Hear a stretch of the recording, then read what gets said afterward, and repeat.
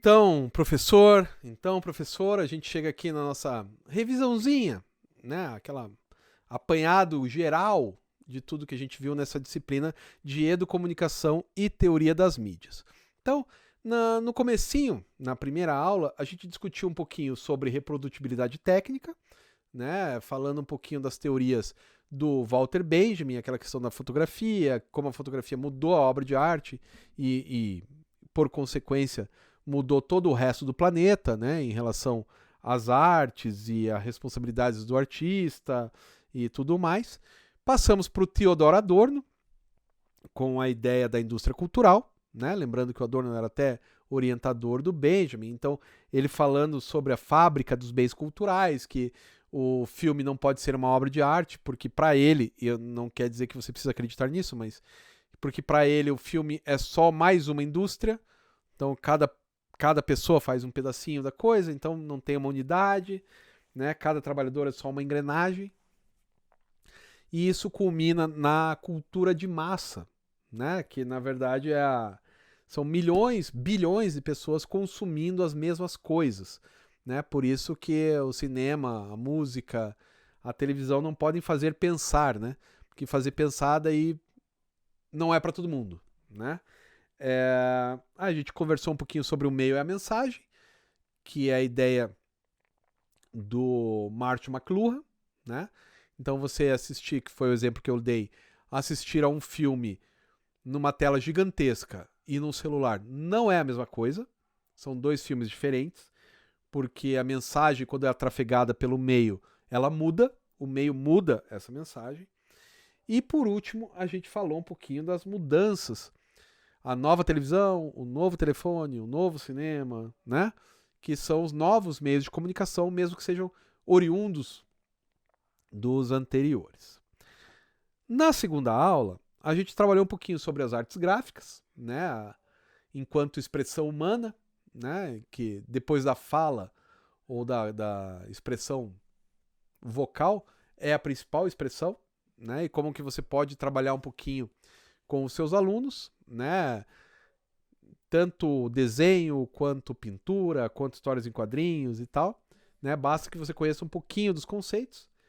A gente continuou falando um pouquinho sobre o cinema, né? Sobre a forma como o cinema trabalha e como você pode trabalhar em sala de aula, não matando aula, não usando o cinema para matar a aula, mas sim fazendo filme com os alunos ou então vendo o enredo do filme. Só que essas duas coisas ficam muito mais facilitadas se você, professora, se você, professor, conseguir saber um pouco mais sobre a linguagem do cinema, que é uma coisa que veremos a seguir na próxima disciplina.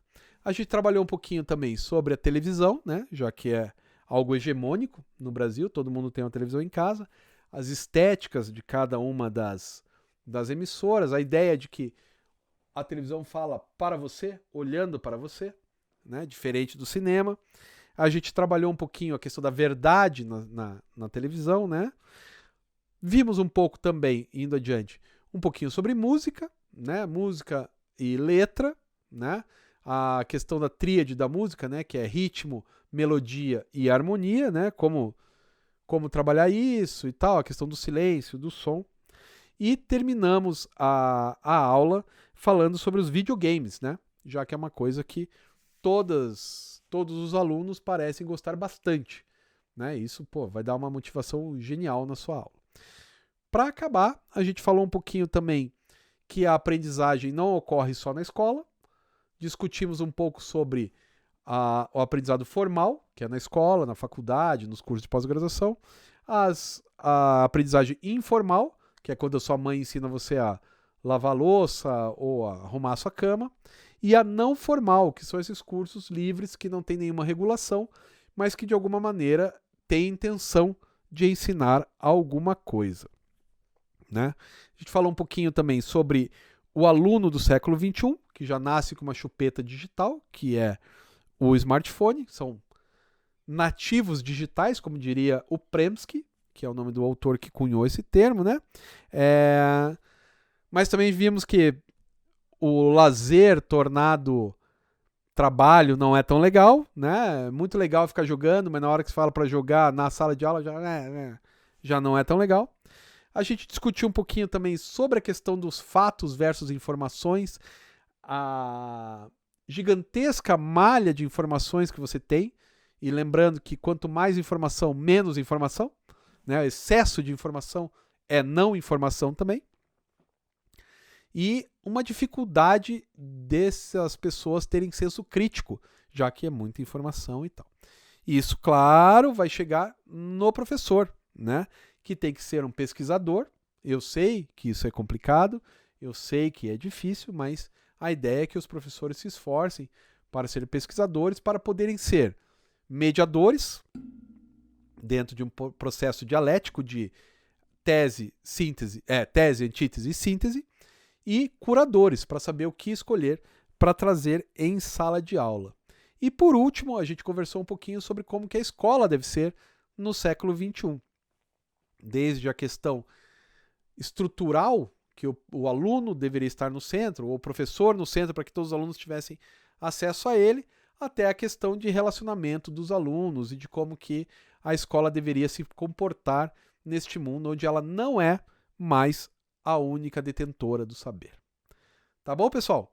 Então, da aula 2 é isso aqui. Vejo vocês no próximo curso aí deste Instituto Casagrande que todos pertencemos. Audio Jungle.